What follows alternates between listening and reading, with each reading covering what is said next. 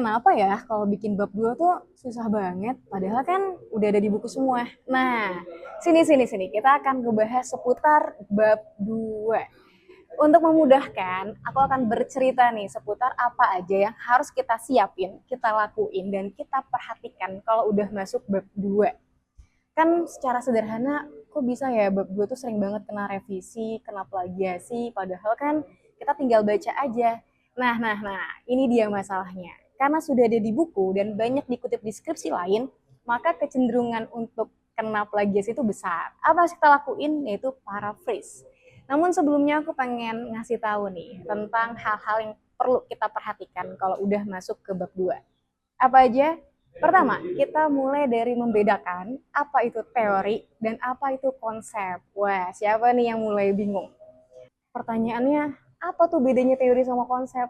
Nah, buat lebih memudahkan, aku akan kasih contoh.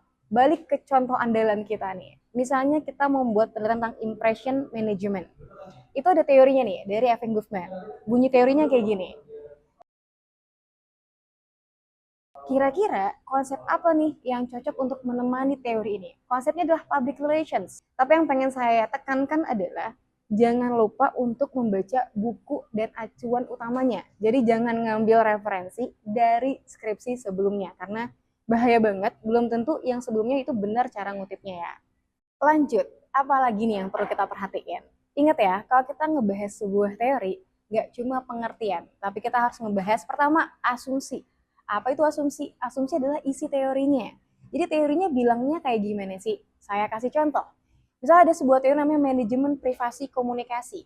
Asumsi teorinya adalah ternyata kita nih sebagai individu, sebagai manusia itu punya hak untuk menyampaikan atau menyimpan informasi yang kita miliki.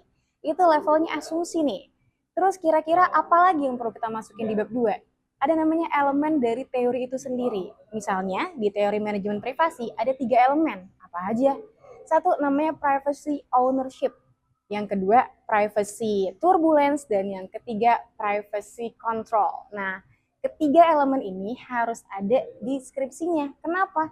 Jangan sampai kita cuma punya penjelasan dalam sebuah teori. Adanya elemen akan ngebantu kita untuk menjawab berbagai temuan kita nanti di bab 4 gitu ya. Apakah yang harus ada elemennya cuma teori ya? Konsepnya enggak. Enggak dong. Konsep juga tetap perlu ada elemennya. Balik lagi, misalnya kita mau pakai konsepnya tentang public relations. Nah, di public relations ada apa sih? Ada pendekatannya, ada hambatannya, lalu ada kekurangannya, ada kelebihannya, ada indikatornya. Hal-hal yang berkaitan dengan teori maupun konsep yang kamu masukkan itu perlu ada penjelasannya. Jadi nggak sekedar hanya tempelan atau sekedar copy paste dari penelitian-penelitian sebelumnya ya. Next, apalagi yang harus ada di bab 2? Ini kayaknya yang paling ditakutin deh di bab 2, yaitu kerangka berpikir. Kerangka berpikir tuh harus seperti apa sih? Apa dibuatnya bentuknya narasi? Atau harus kotak-kotak? Atau harus seperti apa? Nah, kalau kita bahas tentang kerangka berpikir, yang namanya kerangka berarti bentuknya kurang lebih kayak mind mapping. Kerangka berarti ada pengait antara satu bagian ke bagian lainnya. Nah, aku kasih spillan kayak gini nih contoh kerangka berpikir. Aku akan ngejelasin ini contoh kerangka berpikir yang aku buat waktu skripsi dan ini yang mahasiswaku buat ketika kemarin bimbingan. Mirip ya. Nah, penjelasannya kayak gimana nih? Penjelasannya kayak gini. Mulailah dari mempertanyakan ke diri kita, aku mau ngapain sih? Apa yang pengen aku teliti? Buat kotak satu. Oke? Okay? Kalian bisa membuat kotaknya, lalu melanjutkan. Untuk menjawab ini aku butuh teori apa? Bikin lagi kotak kedua, yaitu kotak tentang teori. Terus kita akan pertanyakan lagi, di teori ini ada indikator, ada elemen apa? Buat lagi nih bagiannya. Terus apa lagi? Setelah itu lihat bagian bawahnya, kita akan mencapai sebuah tujuan. Kira-kira dari masalah, teori, konsep, indikator, elemen yang kita punya, itu semua buat apa sih? Untuk menjawab masalah utama di bagian bawah. Nah, ini adalah kunci supaya kita bisa lebih mudah membuat kerangka berpikir.